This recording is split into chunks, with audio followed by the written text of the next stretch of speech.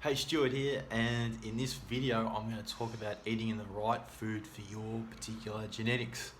This might be a concept that you have never really heard about or have thought about even. So this is really what I love talking to my clients about, because I think it really changes the game for them in terms of not only how they eat but how they see their body. And I think it makes a lot of things clearer, both why some things don't work for you and then why other things do work really well. So it's this concept really that everyone's very different. I mean, we all know that no one body is the same. We're all individual. Yes, there's a lot of crossover, but what we really need to get clear on for ourselves is, particularly if you are watching this and you're someone that, you've always maybe struggled with your weight, it's an ongoing battle for you to maintain the type of body composition that you really want. If that's the case, generally speaking, it means one thing, that you are eating outside the right pattern for your particular body type in terms of food. So that's really what I want to give you a little bit of clarity around, because this, as I said, will really change the way you see your body and also to how you see your diet going forward. And it sort of clarifies and demuddies the water a lot, particularly because most diets that you'll grab off the counter, or a lot of the traditional ways that we look at weight loss, health optimization, or changing our bodies, losing weight, losing fat, is all based around a calorie approach, and that's pretty much it. Just eat a certain number of calories and you'll lose weight. But for a lot of people that doesn't work, and that's because it's not addressing this more foundational element to your particular body and how you respond to particular types of foods. And this is not necessarily saying that you're allergic to certain foods and not others. Probably could be partially true, but that's not really the way we want to look at it.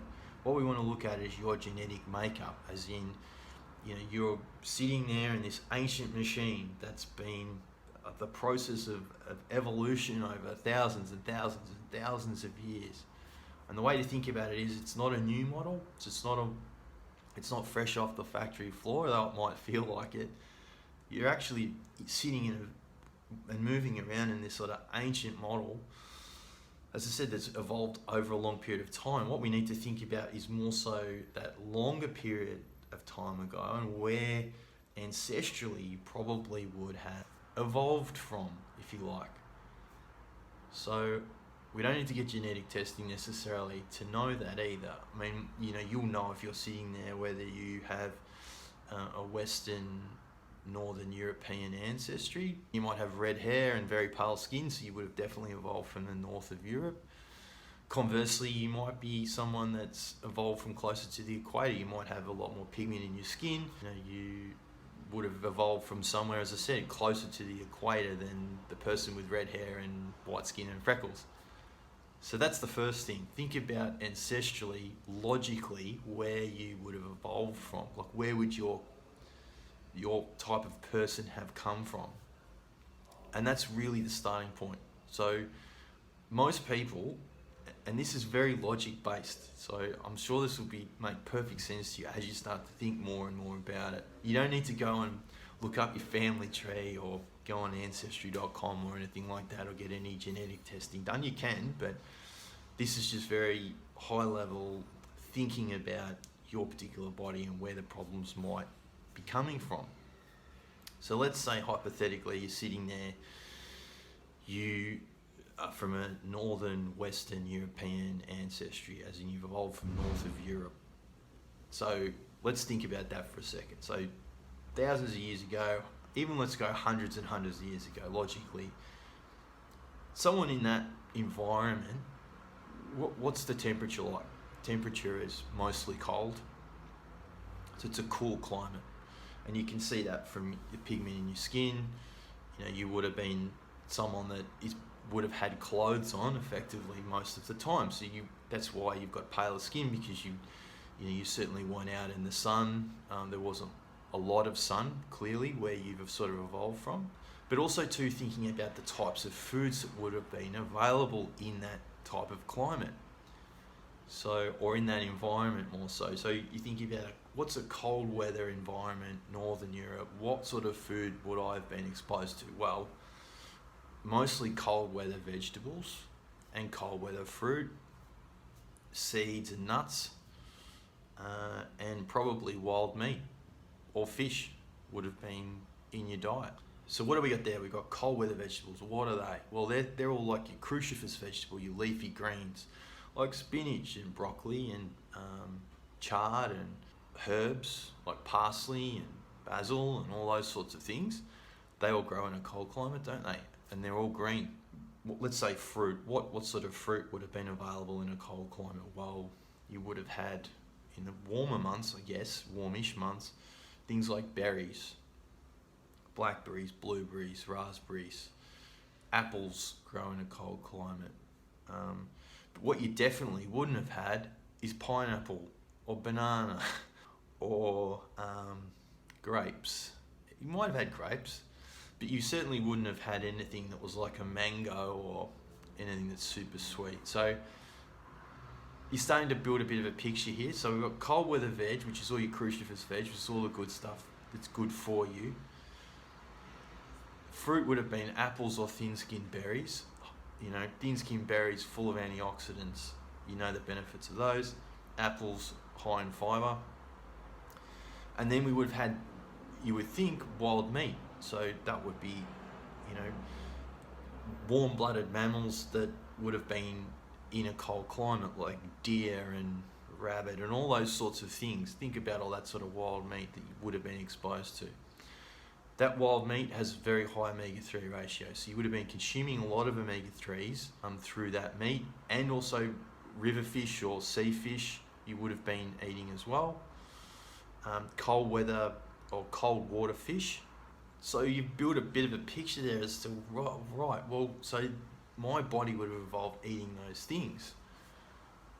But when you look at your diet now, how many of those things are you actually eating? Odds are, if you are overweight or your body shape's not the body shape that you want, I would almost bet my house on the fact that you're not eating enough of those foods.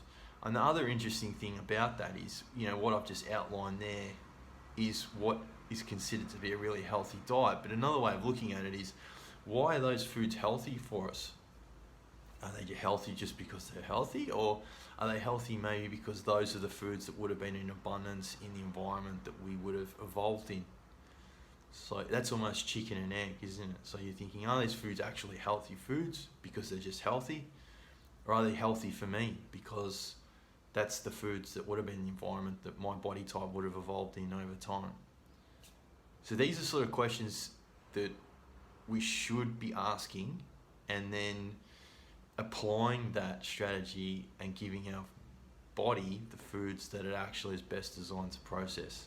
Because you'll find it's more about that than it is about watching calories and portion sizes and all those things.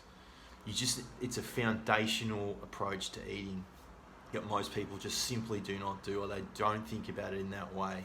And that's the real game changer. So once you start eating more in line with that perfect pattern for you, you'll find that your body completely just changes shape over time.